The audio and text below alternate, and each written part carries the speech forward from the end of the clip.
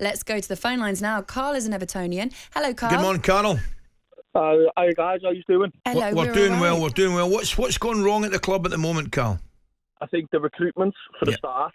I think the managerial appointments as well. And I think it all started really when Ronald Koeman came in, because Ronald Koeman and Steve Walsh came in and signed numerous players who played in the same position, put them on high wages, and they were absolutely useless. Like, there's a player, that's Sandro, who come from Barcelona's academy. There was a big hype around him. He was absolutely a waste of time. Klassen, who's done well in the Dutch league, he come to Everton in the Premier League, couldn't hack it. He went to Germany, he'd done all right. He's gone now back to Ajax, he's doing okay there. He's done well in the World Cup. Just players like that. But then I go back to like the last 12 months. Frank Lampard came in, it looks like it was going to be good. He kept us up. The fans were behind him. We were all there screaming. I remember the Palace game. I went home and I had no voice. I had to take 2 days off work. It was an absolutely brilliant night. And then obviously this season it hasn't gone to plan. But before Lampard came in, we had Rafa Benitez in. And, everyone's saying about Calvert-Lewin, but Calvert-Lewin's not the answer. He's never going to be the answer. He's, watching him against West Ham the other day, he was walking around the pitch. He wasn't putting any pressure on. You look at strikers like who aren't that type of player, but if there's the opportunity there and they're 5 yards away, put a bit of pressure on them. And Calvert-Lewin's not doing it. He doesn't look interested. Alex Iwobi last season, first player on the team sheet. Laurie, you're an Arsenal fan. He used to play for Arsenal. You can vouch for what sort of player he is. We got a great deal from you for him, by the way. I know you did. But you look at it last season, he was one of the first players on the sheet. This season, since he had a contract through in front of him, all right, he hasn't signed yet, but since he's had a contract, means he's gone off the boil. And take it away from him. Make him work for the contract. Make him earn the contract. Pickford, all this, Andy Gordon, 60 million for him. He should have took Tottenham's hands off. Yeah. All right, Carl. Yeah. Thank you so much for your call. Gary is also an Everton fan. Gary, can you hit a higher pitch than Carl did there?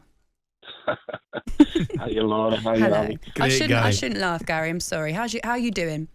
Well, as good as can be, I suppose, supporting this shower of whatever you want to call them. You know what? We can bring in whoever we want. Right now, you can handpick whoever you want. You bring Pep in. It wouldn't make any difference to this squad of players. It's a championship level squad of players. That's why we're sitting currently second bottom of the table, and that's why it's been a slow decline in the last 6 years. The managers we've had have all been top-rated managers, all of them, and none of them can get a tune out of this squad of players. So the players have got to have a look at themselves, but you can only have a look at yourself if you are at a certain level. These players are not good enough. It's as simple as that. I dread that. I don't even know who wants in as manager because no one will work. You bring Bielsa in. Bielsa has a style of play, and that's something we haven't got. We've got no identity whatsoever. No Everton fan knows what our style of play is because we haven't got one. Gary, I tell you, mate, if you're right in what you say, and there's a lot of people would agree with you, then there's no way that this is going to be a sharp fix, because I'm guessing the priority of the next manager to come in must be to keep Everton in the top flight, and then get these championship players that you call them out and get some better players in there. And it's back to the recruitment. One of the biggest problems I feel I think there's a lot of money been made available, but I just think the recruitment's been really poor.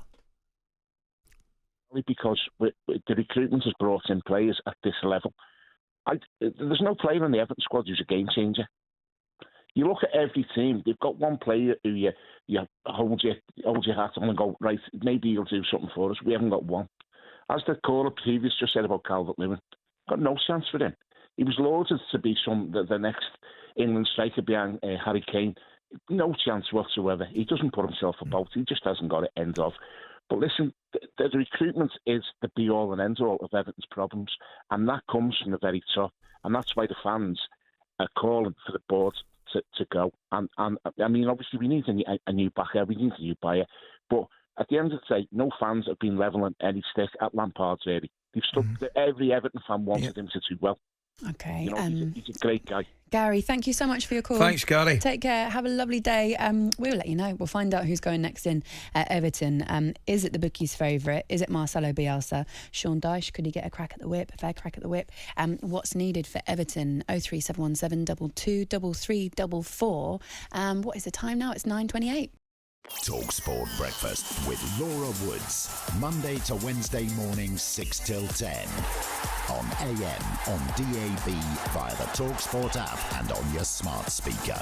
talkSPORT.